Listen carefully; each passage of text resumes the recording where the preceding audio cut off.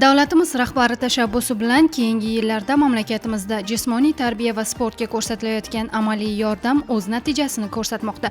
Shunisi e'tiborliki, yurtimizda olimpiya sport turlari qatori milliy sport turlarimiz ham tengma-teng rivojlanish bosqichiga kirgan. Buni asrlardan asrlarga o'tib kelayotgan 3000 yillik tarixga ega kurash sport turi misolida yanada yaqqol ko'rishimiz mumkin. Mustaqilligimiz bois ota-bobolarimizdan meros qolgan kurash nafaqat mamlakatimizda, balki jahon bo'ylab shiddatli rivojlanib bormoqda. Buni o'tkazilayotgan mahalliy va xalqaro darajadagi musobaqalarda yanada yaqqol his qilamiz. Kurash bo'yicha o'tkazib kelinayotgan O'zbekiston chempionati va Kubok bellashuvlari, shuningdek, Osiyo va jahon chempionatlarining nufuzi yildan-yilga oshib bormoqda. Kuni kecha yurtimizda, aynan Xorazm viloyatining Urganch shahri mezbonligida tashkil etilgan kurash bo'yicha O'zbekiston Respublikasi Prezidenti sovrini uchun Pahlavon Mahmud xotirasiga bag'ishlangan 5-Osiyo Kubogi bellashuvlari yuqori darajada o'tkazildi. 3 kun davom etgan Osiyo Kubogi bahslarida 10 ta davlatdan saralanib kelgan 100 nafardan ziyod polvonlar g'oliblik uchun bellashdilar. Yoshlar o'rtasida o'tkazilgan xalqaro kurash bayramida o'g'il bolalar 4 ta, qizlar esa 3 ta vazn toifasida g'oliblik uchun gilamga chiqishdi. Toshkent Urganch temir yo'li yo'nalishi bo'yicha poyezdda Xorazmga yetib kelgan barcha xorijiy davlatlarning sport delegatsiyalari Urganch temir yo'li vokzalida tantanali kutib olindi. Men Urganchga Pahlavon Mahmud turniriga birinchi yo'l keldim. Katta turnir bo'lyapti. Bu turnirda 6 kishi olib keldim. 3 ta qiz, 3 ta bola. Turnirdan Xudoy buyursa, xohlasa, bosh sovrinni jenguvchi qilib olib ketayin deb 55 salmoqda, 55 salmoqda qizlarda shu turnirda vaznda olib ketishni mo'ljallayapmiz. Bu musobaqa Xorazmda 5-marta o'tkazilyapti. Bu yilgacha, ya'ni 4 martasi Osiyo davlatlari o'rtasida o'tkazilgan. Markaziy Osiyo davlatlari musobaqasi edi. Bu yildan boshlab Osiyo Kubogi bo'ldi. Osiyo Kubogi bo'lganda davlatlar soni ko'paydi, ancha ishtirokchilar soni ham ko'paydi. Bu yilgi musobaqada yanada ko'tarinki ruh hamda musobaqaning asosiy rivojlanishdan biri bu medallar soni Markaziy Osiyo emas, ya'ni medallar soni Osiyo davlatlariga tarqaladi.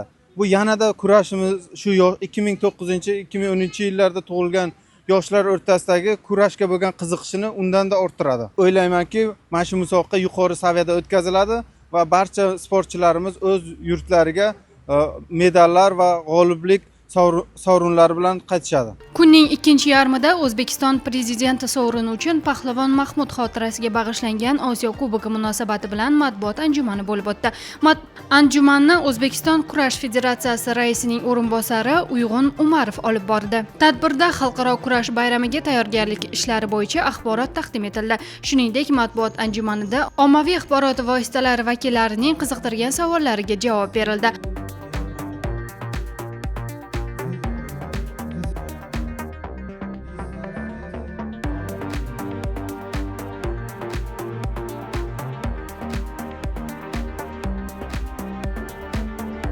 Xalqaro kurash bayramining navbatdagi kunida kurash sport turi bo'yicha yoshlar o'rtasida O'zbekiston Prezidenti sovrini uchun Pahlavon Mahmud xotirasiga bag'ishlangan Osiyo Kubogi bahslari oldidan musobaqaning tantanali ochilish marosimi bo'lib o'tdi.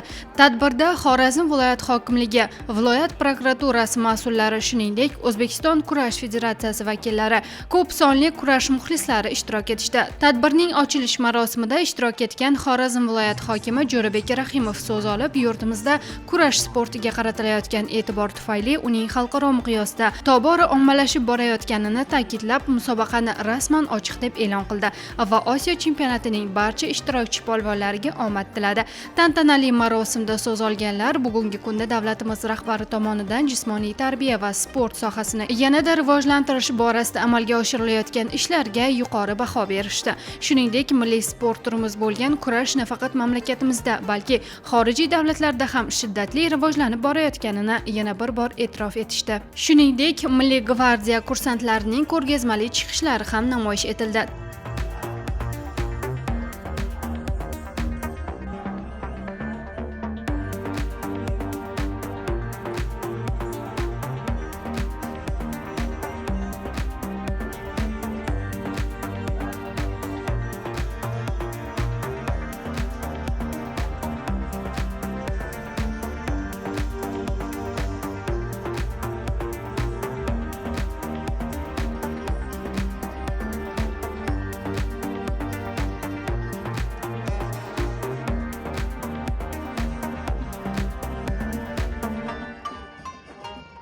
Tantanali tadbir yakunidan so'ng yoshlar o'rtasidagi Osiyo Kubogi bahslariga start berildi. O'g'il bolalar 55, 65, 77 plus 77 kg vazn toifasida, qizlar esa 48, 57 plus 57 kg vazn toifasida bahslarga kirishdi. Bellashuvlarning dastlabki kun bahslarida mamlakatimiz polvonlari, shuningdek Turkmaniston, Qirg'iz Respublikasi, Hindiston terma jamoalari vakillari asosiy da'vogarlar qatoridan joy olishdi. Men kurash sportida 26 yildan beri faoliyat ko'rsatib kelaman. Xorazmga birinchi bor kelishim. 2 kundan beri shu yerdaman. Xorazmliklar mehmondo'st ekan. O'tkazilayotgan musobaqa oldinlari yakkalik tarzda bo'lar edi. Bu yilda musobaqada jamoalarning bellashuvi ham yo'lga qo'yildi. Endilikda ushbu Osiyo chempionati yoshlar o'rtasida kurashni yanada rivojlantirishda muhim rol o'ynaydi. Fursatdan foydalanib musobaqani yuqori darajada o'tkazayotgan tashkiliy qo'mitaga o'z minnatdorchiligimni bildiraman. Bahslar qizg'in va murosasiz kurashlar ostida bo'lib o'tdi. Eng kuchli atletlar final bahslariga yetib kelishdi. O'zbekiston Respublikasi prezidenti sovrini uchun o'tkazilayotgan Pahlavon Mahmud xotirasiga bag'ishlangan xalqaro turnir juda ko'tarinki ruhda boshlandi. Kurashchilarimiz, ya'ni yosh kurashchilarimiz puxta tayyorgarlikka ega ekanliklarini ko'rsatgan holda juda qiziqarli, murosasiz kurash bahslari bo'lib o'tmoqda. Ushbu 5-bor, ya'ni an'ana tusiga kirib borayotgan ushbu xalqaro turnir yoshlar o'rtasidagi o'sha Osiyo xalqaro turniridan Osiyo kubogiga aylandi. Va yana ahamiyatli jihati shundan iboratki, yakkalik bahslardan tashqari o'sha Osiyo davlatlaridan kelgan davlatlar jamoaviy bahslar ham bo'lib o'tishi belgilangan. Ya'ni bugungi yakkalik bahslardan so'ng ertaga jamoaviy bahslar ham bo'lib o'tadi. Bu musobaqani ahamiyatli jihatlaridan yana biri bu o'sha yosh kurashchilarni kelajakda kattalar o'rtasidagi bo'lib o'tadigan o'sha Osiyo o'yinlarida, Osiyo chempionati, jahon chempionatlariga ham bularni tayyorgarligini oshirgan holda ularni tajribasini ham oshiradi. Pahlavon xotirasiga bag'ishlangan xalqaro turnir 2018-yildan beri o'tkazib kelinmoqda va bu yildan Osiyo kubogiga o'zgartirildi nomi ham. Kelajakda kurashchilarni qamrovi, davlatlar qamrovi oshib borishiga hech qanday shubhamiz yo'q. Chunki boshlanishida ushbu musobaqa Markaziy Osiyo davlatlari o'rtasida tashkillashtirilgan bo'lsa, hozirgi kunda mana Osiyo davlatlari o'rtasiga o'tdi va kelajakda ushbu turnirda yanada keng ko'lamda davlatlarni qamrab olishiga hech qanday shak shubhamiz yo'q. Chunki Xorazm viloyat hokimligi, Xorazm viloyat kurash federatsiyasi tashkiliy masalalarda aynan ko'proq davlatlarni qamrab olishni va shu bilan birga o'zbek kurashini dunyoda keng targ'ib qilishiga katta hissa qo'shayotganligi uchun ularga o'zim nomidan, O'zbekiston kurash federatsiyasi nomidan, barcha ishtirokchilar nomidan minnatdorchilik bildirib, kelajakda ushbu yoshlar o'rtasidagi xalqaro turnir kurash musobaqasining nufuzini yanada oshishiga albatta ishonib qolamiz. Shunday qilib, kunning birinchi yarmida yakkalik bahslari yakunlandi. O'z raqiblariga imkoniyat qoldirmagan mamlakatimiz kurashchilari Ibrohimjon Ozodov, Mehriddin Abdurasulov, Shohmurod Shomurodov, Asilbek Durdiyevlar g'oliblik shohsupasiga ko'tarilishdi. Qizlar o'rtasidagi bahslarda mamlakatimiz vakilasi Muslima Abduqodirova, tojikistonlik Fatima Isanbayeva, yana bir kurashchimiz Dilnura Erkinboyevalar o'z vazn toifalarida g'olib bo'lishdi. Xorazm viloyati bo'lib o'tayotgan Pahlavon Mahmud musobaqasida 48 kg vazn toifasida faxrli birinchi o'rinni egalladim. Bundan juda xursandman. Maqsadim Olimpiada, Osiyo chempioni, jahon chempioni bo'lish. Kurash sport turi bilan 4 yildan beri shug'ullanib kelmoqdaman. Bir karra O'zbekiston chempioni, bir karra Osiyo chempioniman. Hozir Osiyo kubogi g'olib bo'ldim. 57+. Bu natijaga erishimga Madamik Yunusga rahmat aytaman. Turnirlarimga hammasiga. Niyatingiz? Niyatim xudo xohlasa jahon chempioni, olimpiya chempioni bo'lish. Kurash sport turi bilan 6 yildan beri muntazam shug'ullanib kelaman. Ustozim Rajabov Salim aka, u kishiga katta rahmat aytaman. Ko'plab O'zbekiston Osiyo jahon chempioniman. Ikkinchi o'rinda bo'ladigan Osiyo jahon chempionatlarida ham O'zbekiston bayrog'ini yuqoriga ko'tarib, medal olishga harakat qilaman. Osiyo Kubogi g'olib va sovrindorlari tashkilotchilar tomonidan medal, diplom va pul mukofotlari bilan taqdirlanishdi.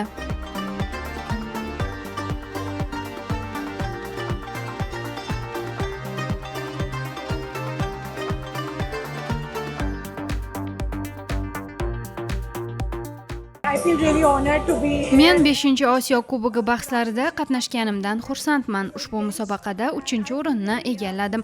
Keyingi musobaqada 1-o'rinni olishga harakat qilaman. Barcha tashkilotchilarga o'z minnatdorchiligimni bildiraman. 2019-yildan beri kurash bilan shug'ullanib kelaman. Bugungi o'tkazilgan Pahlavon Mahmud Osiyo Kubogida 1-o'rinni egalladim. Bunga sababchi bo'lgan ustodim Jamshid Bozorovga, tog'amga va hamma uydagilarga, men qo'llab-quvvatlab turgan hammaga kattakon rahmat aytmoqchiman. Jamoamizga ham. Maqsadim Xudo xolasa kurashda yaxshi natijalar ko'rsatib, kelayotgan musobaqalarda chempion bo'lish. Urganch shahrida bo'lib o'tgan yoshlar o'rtasida O'zbekiston prezidenti sovrini uchun Pahlavon Mahmud xotirasiga bag'ishlangan Osiyo Kubogi bellashuvlarining jamoalar o'rtasidagi bahslari ham kurash muxlislari kutganidek qiziqarli, murosasiz uchrashuvlar ostida davom etdi. Bahslarning dastlabki uchrashuvlaridayoq mezbon jamoa atletlari bilan birga qo'shni Tojikiston, turkmanistonlik kurashchilar g'oliblikka asosiy da'vogarlar qatoridan joy olishdi. Shunday bo'lsa-da, kurashda o'z taktikasi va uslubiga ega bo'lgan mamlakatimiz polvonlari so'nggi daqiqalarda g'oliblikni o'z qo'llariga olishdi. Shunday qilib, kurash vatani vakillari 1-o'rinni band etishdi. 2-o'rin tojikistonlik polvonlarga nasib etdi. 3-o'rin esa Turkmaniston hamda Qozog'iston jamoalari qo'lga kiritishdi. Musobaqa juda qiyin bo'ldi. Soperniklarimiz ham kuchli edi, o'ziga yarasha. Xudoga shukr, oqladik O'zbekiston sharafini. Faxrli 1-o'rinni oldik, yakkada ham 1-o'rinni oldik. Biz bundan juda xursandmiz. Bu xalqaro turnirda 2-marotaba qatnashishim va faxrli 2-o'rinni oldim. Yakkada 1-o'rinni oldik. Tojikistonlik sopernikimga finalda yonbosh bahosi bilan yutqizib qo'ydim. Xudo xohlasa keyingi yil va'da beraman. Yoshlar o'rtasida O'zbekiston prezidenti sovrini uchun Pahlavon Mahmud xotirasiga bag'ishlangan Osiyo Kubogi bellashuvlarining jamoalar o'rtasida g'olib va sovrindorlar tashkilotchilar tomonidan musobaqa kubogi va sertifikatlar bilan taqdirlanishdi.